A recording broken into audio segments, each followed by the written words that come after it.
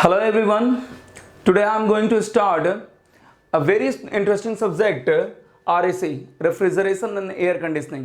जैसा कि हम सभी जानते हैं RAC is an application of thermodynamics and its complete analysis is based on the science of thermodynamics. तो कई स्टूडेंट ऐसे होंगे जो थर्मोडायनामिक्स पढ़ चुके होंगे और कई स्टूडेंट ऐसे भी होंगे जो थर्मोडायनामिक्स नहीं पढ़े होंगे। जो स्टूडेंट थर्मोडायनामिक्स नहीं पढ़े हैं they can go to the app पे ऑलरेडी अवेलेबल है आपका थर्मोडायनामिक्स का कोर्स। वहां से आप क्या कर सकते हैं, सीख सकते हो, पढ़ सकते हो, समझ सकते हो thermodynamics. And the second thing is that कि अगर आपने थर्मोडायनामिक्स नहीं भी पढ़ा है और इमीडिएटली आप थर्मोडायनामिक्स इतनी जल्दी कवर अप नहीं कर सकते हैं, don't worry.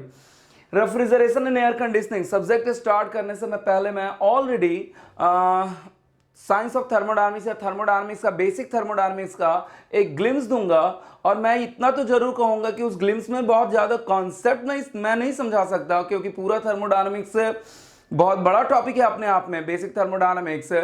But what can I do, हम क्या कर सकते हैं, हम ये कर सकते हैं कि उसे मैं इतना जरूर कहूंगा कि जो भी मैं यहाँ पे ग्लिम्स दूंगा एज इट इज आप उसे क्या करोगे, मेमोराइज कर लोगे। अगर एज इट इज आप उसे मेमोराइज कर लोगे तो I hope refrigeration and air conditioning में कहीं भी प्रॉब्लम, एक जगह भी प्रॉब्लम नहीं आने वाला है जितना मैं ग्लिम्स दूंगा। और वैसे आप थर्मोडायनामिक्स तो आप पढ़ ही लो, जो स्टूडेंट भी थर्मोडायनामिक्स नहीं पढ़े हैं वो आप थर्मोडायनामिक्स पढ़ ही लें क्योंकि refrigeration is one of the application of the thermodynamics, ठीक है ना। बाकी आगे आईसी इंजन भी आपका एप्लीकेशन ऑफ थर्मोडायनामिक्स ही होगा, पावर प्लांट भी एप्लीकेशन ऑफ थर्मोडायनामिक्स ही होगा। So it will be better कि आप थर्मोडायनामिक्स पढ़ ही लें, बट डोंट वरी। अगर इसकी बात सिर्फ हम करें तो जितना मैं ग्लिम्स दूंगा अगर उतना आप मेमोराइज कर लोगे that mean is quite enough for your refrigeration and air conditioning. लेकिन मैं इतना कंफर्म कह दूं उस ग्लिम्स में मैं बहुत ज़्यादा समझा नहीं सकता क्योंकि थर्मोडायनामिक्स अपने आप में बहुत कॉन्सेप्चुअल सब्जेक्ट है, बहुत बड़ा सब्जेक्ट है। बट 4 से 5 घंटे में आपका कॉन्सेप्ट समझ में आने वाला नहीं है। कुछ फॉर्मूलाज लिखूंगा, उसे एज इट इज मेमोराइज करना होगा ना। रेफ्रिजरेशन एंड एयर कंडीशनिंग के साथ एक सबसे अच्छी बात यह है कि इसका syllabus that one is less than, इसका सिलेबस दैट वन इज, और you can say the time taken by this subject is less than compare to the other subject, ठीक है। साथ ही साथ इसका न्यूमेरिकल सॉल्व करना क्या होता है, बहुत इजी होता है। आप इसके न्यूमेरिकल बहुत स्मूथली सॉल्व कर ले जाओगे फॉर द एग्जामिनेशन पर्पस के according, examination point of view के अकॉर्डिंग, ठीक है ना। तो बहुत ही इजी होता है। That's why refrigeration and air conditioning को आप क्या कह सकते हो, स्कोर बूस्टर कह सकते हो। क्या कह सकते हो, that one is can be called as the score booster subject और स्कोरिंग सब्जेक्ट सिंपली कह सकते हैं। ये बात ध्यान रखिएगा, स्कोरिंग सब्जेक्ट, ठीक है, ये ध्यान रखिएगा। मैंने कहा कि इसका सिलेबस छोटा होता है compare to the other subject, ठीक है ना। साथ ही साथ मैंने कहा कि इसके न्यूमेरिकल बहुत इजी होते हैं। इजी इन द सेंस कि जो आप पढ़ोगे थ्योरी उसके अकॉर्डिंग आप बहुत स्मूथली इसके न्यूमेरिकल सॉल्व कर सकते हो। You can easily solve the numerical smoothly, ठीक है। न्यूमेरिकल पॉइंट ऑफ व्यू की बात करें बहुत स्मूथली सॉल्व कर सकते हो, ठीक है ना। अब बात यह है कि रेफ्रिजरेशन एंड एयर कंडीशनिंग के सिलेबस पे आगे बढ़ने से पहले थोड़ा सा हम क्या करेंगे, थोड़ा सा एनालिसिस करेंगे इसके वेटेज का on the basis of marks. GATE examination में, इंजीनियरिंग सर्विसेज एग्जामिनेशन में इसका वेटेज क्या है on the basis of marks. सबसे पहले हम ये देखेंगे, then after we will move to the syllabus. और सिलेबस में मूव करने के बाद हम लोग स्टार्ट करेंगे ग्लिम्स ऑफ थर्मोडायनेमिक्स, ठीक है। आइए, at first I am going to सी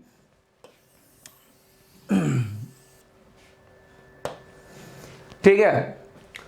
सबसे पहले स्टार्ट करूंगा मैं यहां पे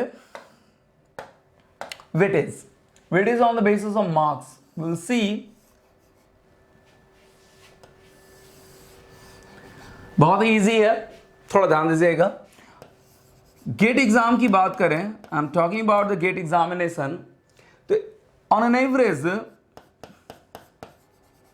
4 मार्क्स गेट के एग्जाम पॉइंट ऑफ व्यू से आरएसी की बात करें तो आपके मन में यह आ रहा होगा कि 4 मार्क्स बहुत ही कम वेटेज है गेट के लिए। तो for your kind information, GATE के एग्जाम के लिए कम वेटेज नहीं है।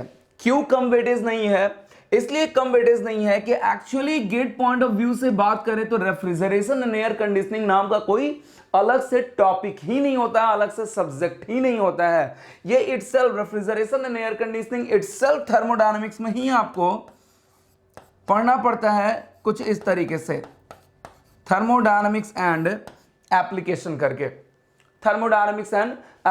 करके आपको गेट पॉइंट ऑफ व्यू से पढ़ना होता है। और जिसमें आप आरएसी का जो टॉपिक पढ़ोगे वो मैक्सिमम 10 to 15 आवर्स का होता है। मैक्सिमम बहुत ही इजी होता है आपके गेट के एग्जाम के लिए। और आप सोचो कि 10 to 15 आवर्स के लिए आप क्या करोगे?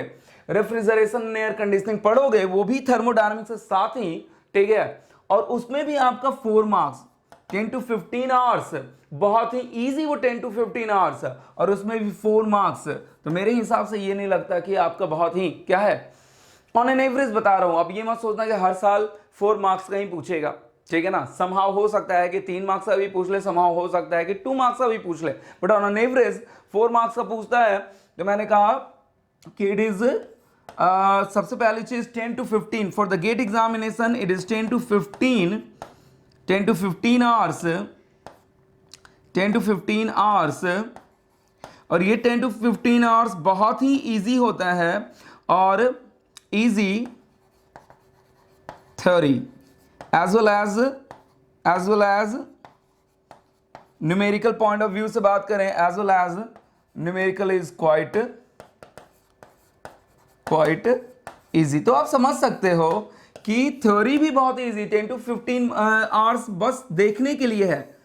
जब आप इसे रिवाइज करोगे, पढ़ाने में 10 to 15 आवर्स लगता है, जब आप इसे रिवाइज करोगे 4 से 5 घंटे में पूरा का पूरा रिवीजन, और 4 से 5 घंटे में अगर कोई सब्जेक्ट रिवीजन करके 4 मार्क्स आपका गेट में आता है, that one is quite beneficial हमारे लिए। और आप भी जानते हो कि 4 मार्क्स, मैंने कहा स्कोर बूस्टर सब्जेक्ट, 4 मार्क्स आप जब निकालोगे, इजीली निकाल लोगे, तो आपका टाइम भी बच जाएगा और आपका 4 मार्क्स आपके पॉकेट में भी होगा गेट के एग्जामिनेशन में। ट्राई टू अंडरस्टैंड, इसीलिए मैं कह रहा हूं that one is score booster, ठीक है। और आप भी जानते हो कि 4 मार्क्स में क्या होता है, बहुत रैंक डिफर कर जाता है, अगर 4 मार्क्स का सिर्फ डिफरेंस हो जाए तो, ठीक है ना। तो मैंने कहा इसमें पढ़ना क्या क्या होता है, थोड़ा सा मैं यहाँ पे कंक्लूड कर दूं। वैसे हम सिलेबस तो प्रॉपर देखेंगे, और सिलेबस के अकॉर्डिंग मैं बताऊंगा कि क्या क्या गेट में पढ़ना है, क्या क्या इंजीनियरिंग सर्विसेज में पढ़ना है, डोंट वरी, ठीक है।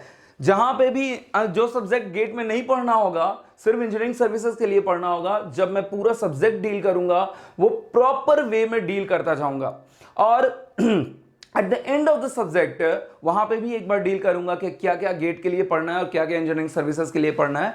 आप ये ध्यान रखेंगे, ठीक है ना। वैसे इंजीनियरिंग सर्विसेज के लिए तो सारा ही कुछ पढ़ना होगा, बट गेट के एग्जाम के लिए क्या क्या आपको छोड़ना है वो सारा कुछ मैं डील कर दूंगा, डोंट वरी, ठीक है। फॉर द टाइम बिंग यहाँ पे एक छोटा सा ग्लिम्स देख लेते हैं। हमें पढ़ना क्या होता है, रेफ्रिजरेशन साइकिल पढ़ना होता है।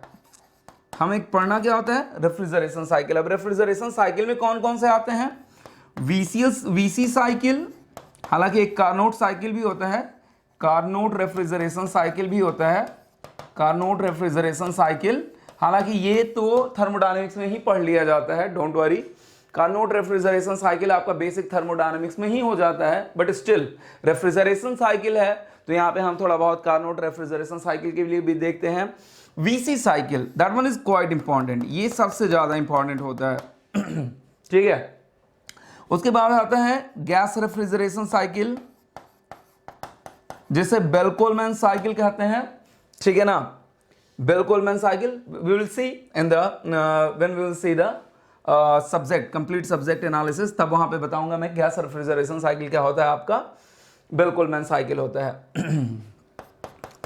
When we will see the individual topic, then I will denote the gas refrigeration cycle is also called as the Bell-Coleman cycle. उसके बाद गैस रेफ्रिजरेशन साइकिल के बाद क्या पढ़ना होता है, वीए साइकिल पढ़ना होता है। VA vapour absorption refrigeration system, VA vapour absorption refrigeration system, ठीक है ना, वीए साइकिल कह लो। हालांकि it is not quite important for the GATE examination, हालांकि मैं इसे अगर पॉसिबल है तो डिलीट ही कर दूंगा मैं, ठीक है। ये आपके गेट के एग्जाम के लिए बहुत ज़्यादा इंपॉर्टेंट नहीं होता है, मेनली इंपॉर्टेंट आपका वीसी साइकिल और गैस रेफ्रिजरेशन साइकिल होता है। देन आफ्टर उसके बाद आपको पढ़ना होता है, then after psychrometry, air conditioning में साइक्रोमेट्री पढ़ना होता है, psychrometry. Then psychrometry, what exactly psychrometry, process and properties, process and psychrometric process, oh sorry, extremely sorry, that one is property,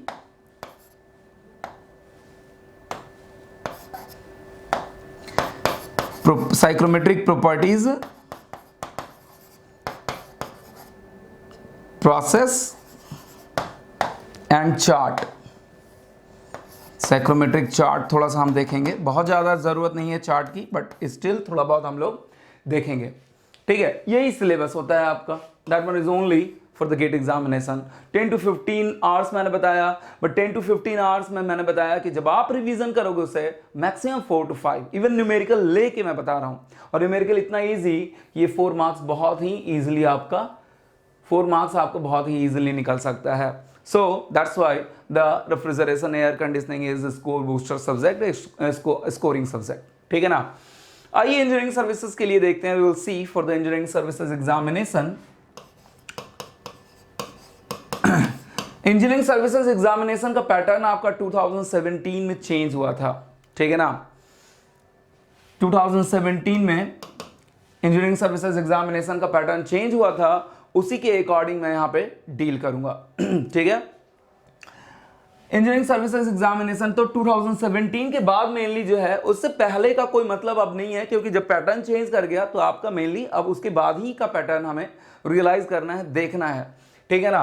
तो मैंने कहा व्हाट हैपन एग्जैक्टली, प्री और conventional. Conventional का मतलब प्रीलिम्स, प्री का मतलब प्रीलिम्स जिसमें ऑब्जेक्टिव टाइप क्वेश्चन होते हैं, मल्टीपल चॉइस क्वेश्चन होते हैं, और कन्वेंशनल, कन्वेंशनल का मतलब मीन्स, ठीक है, जिसमें आपके न्यूमेरिकल होते हैं, आपके बड़े बड़े न्यूमेरिकल होते हैं, वो आपको देखना होता है। That one is a pre में approximately 8 to 10 question, number of question pre में, क्वेश्चन की बात कर रहा हूं, not I am talking about the marks, question की बात कर रहा हूं, 8 to 10 क्वेश्चन होते हैं। और कन्वेंशनल की बात करूं मैं तो almost 50 to 60 on an average बात करूं तो 50 to 60 मार्क्स। मैं बात करूं तो आपके 2020 की बात करूं मैं तो RAC आपका 52 मार्क्स का, 2019 की भी बात करूं तो RAC आपका 52 मार्क्स का, बट 2017 की बात करूं अगर मैं 2017 में 84 मार्क्स का, 84 मार्क्स का इंडिविजुअली, ठीक है ना। तो इट मे बी कि वैरी कर सकता है, ऐसा नहीं है 52 मार्क्स 52 मार्क्स, इसलिए मैंने ऑन एन एवरेज लिखा 50 to 60 मार्क्स आपका, ठीक है ना। वैरी कर सकता है, ऐसा नहीं है, ठीक है। अब हो सकता है कि किसी साल RAC से ज्यादा प्रॉब्लम पूछ दे, आईसी इंजन से कम कर दे, it may be, but on an average बात करूं तो 50 to 60 मार्क्स आना ही आना है, 8 to 10 क्वेश्चन। अब ऑब्वियस प्रीवियस जो आपके एग्जाम्स होते हैं उसी की बेसिस पे क्या किया जाता है, एनालिसिस किया जाता है कि ये हो सकता है, ये प्रेडिक्शन है और इस सब्जेक्ट पे इतना वेटेज हमें देना है, ठीक है। कंपटीशन का तो ऑब्वियस इसी तरीके से तैयारी करते हैं, ठीक है। And this is exactly what? This is exactly the weightage or of refrigeration and air conditioning on the basis of marks। और सिलेबस स्टार्ट करने से पहले ऑब्वियस हम क्या करेंगे, मैंने कहा ग्लिम्स ऑफ थर्मोडायनामिक्स देखेंगे। तो आइए देखते हैं, we will see the syllabus और you can say topics to be covered in the refrigeration and air conditioning.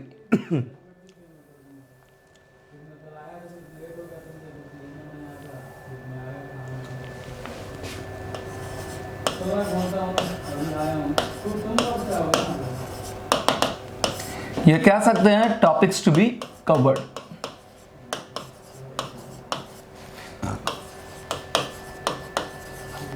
Topics to be covered for the GATE examination as well as engineering services examination.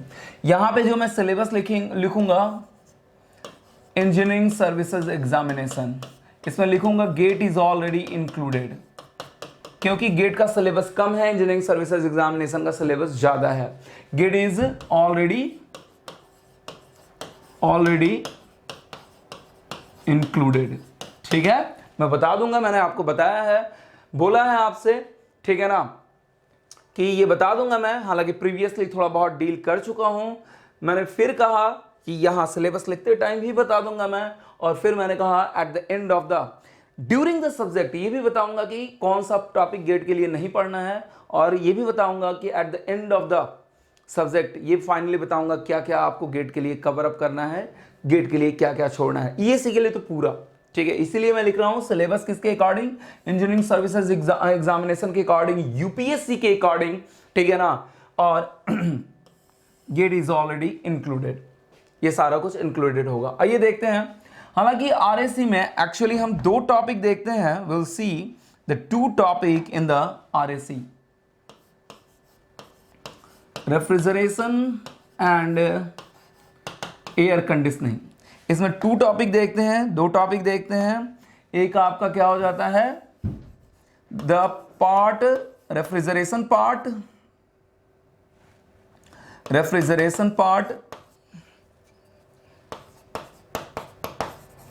and the second one is air conditioning part, तो सबसे पहले obvious हम लोग refrigeration deal करेंगे। ठीक है, और refrigeration deal करने से भी पहले हम क्या देखेंगे, we will see the glimpse of TD, ये ध्यान रखिएगा, ग्लिम्स ऑफ टीडी सबसे पहले हम इस चीज को डील करेंगे, क्योंकि the complete analysis of the RSC based on the science of thermodynamics, तो ये तो बहुत जरूरी है। ठीक है, रेफ्रिजरेशन की बात करें तो रेफ्रिजरेशन में क्या है आपका, रेफ्रिजरेशन में सबसे पहले आता है आपका the very first refrigeration cycle. अब रेफ्रिजरेशन साइकिल में सबसे पहले क्या आता है आपका, the first one complete analysis of, मैंने कहा कि रेफ्रिजरेशन साइकिल में आइडियल साइकिल तो आएगा ही आएगा। आइडियल साइकिल का मतलब कार्नोट रेफ्रिजरेशन, चलिए लिख दे रहा हूं मैं, डोंट वरी, वो भी लिख ही दे रहा हूं मैं, नहीं तो आप कहोगे कि सिलेबस सर ने छोड़ दिया। कार्नोट, हालांकि बहुत ही छोटा टॉपिक है, ठीक है ना, कार्नोट रेफ्रिजरेशन साइकिल। ठीक है ना, द सेकेंड, जिसे समटाइम्स आइडियल रेफ्रिजरेशन साइकिल भी कहते हैं। ठीक है ना, the second one is complete analysis of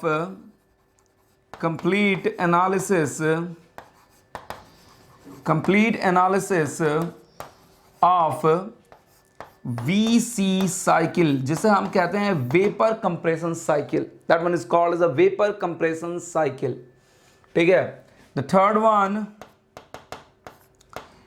gas refrigeration cycle,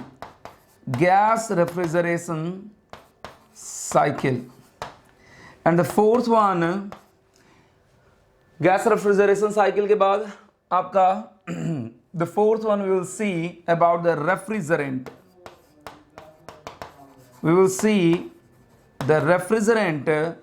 the fifth one we will see, refrigerant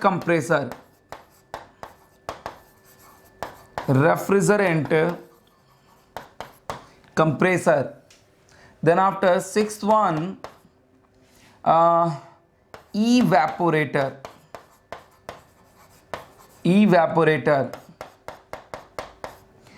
condenser, the eighth one throttling device, or you can say sometimes it is also called as expansion device, sometimes it is also called as a expansion device. ठीक है, expansion device. Then after finally VA vapour absorption refrigeration system.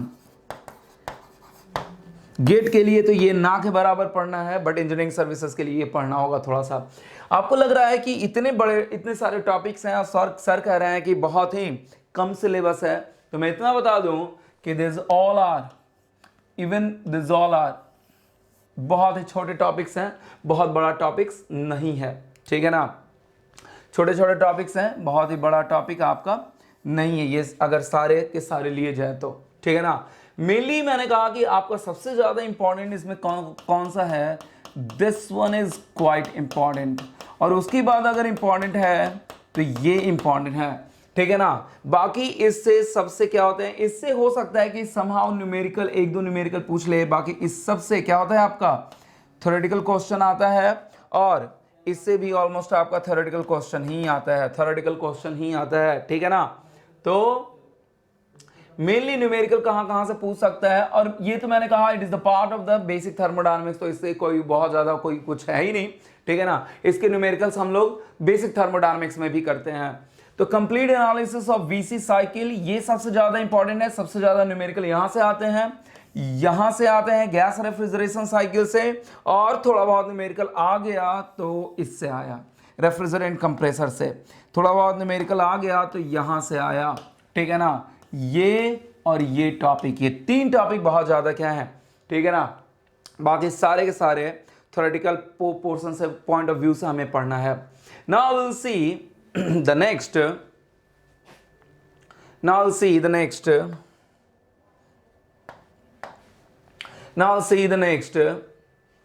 Air conditioning part. Air conditioning part में तो कुछ पढ़ना ही नहीं है, साइक्रोमेट्री।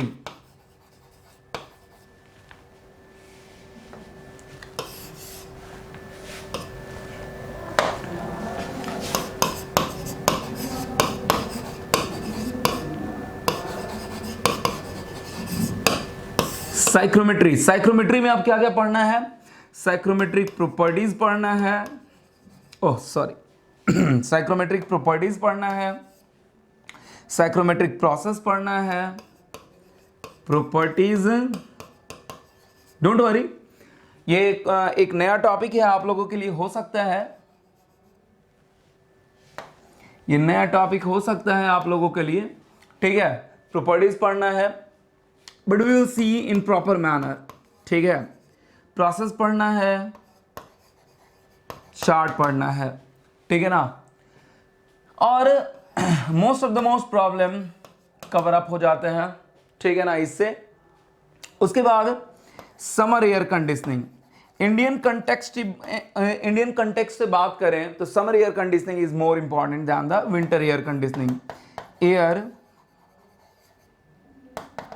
Conditioning, ठीक है। तो यहां से भी प्रॉब्लम आते हैं आपके, बहुत इंपॉर्टेंट आपके इंडियन कंटेक्स्ट के अकॉर्डिंग समर एयर कंडीशनिंग, ठीक है। और जब आएगा तो इतना कंफर्म है कि 20 नंबर का आएगा, ये कंफर्म है।